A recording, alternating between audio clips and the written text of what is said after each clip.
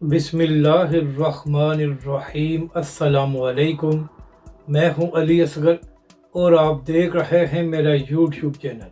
تحریک لبیک پاکستان کے نائب امیر کی گرفتاری، نئی اپڈیٹ سامنے آ گئی اور تحریک لبیک کے کارکنوں میں خوشی کی لہر دوڑ گئی۔ وجہ بھی سامنے آ گئی۔ اس ویڈیو میں ہم اسی کے متعلق بات کریں گے۔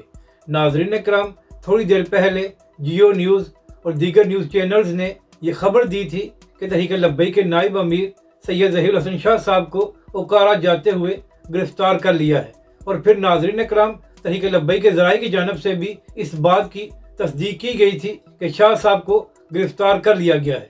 مگر اب ناظرین اکرام، بیرسٹر عثمان خضر منگل صاحب اور سید احمد شاہ بخاری صاحب کے حوالے سے یہ بتایا جا رہا ہے کہ ان دونوں کی جانب سے یہ دعویٰ کیا گیا ہے کہ شاہ صاحب ابھی تک گرفتار نہیں ہوئے، اور جو ان کی گرفتاری کے حوالے سے خبریں دی جا رہی تھی ان میں صداقت نہیں ہے اور شاہ صاحب خیریت سے ہیں۔ تو اس کے بعد تحریک لبیک کے کارکنوں میں خوشی کی لہر دوڑ گئی ہے کہ ابھی تک شاہ صاحب گرفتار نہیں ہوئے۔ اگر آپ کو یہ ویڈیو اچھی لگے تو اسے لائک اور شیئر ضرور کریں اور ہمارے اس چینل کو بھی سبسکرائب کریں۔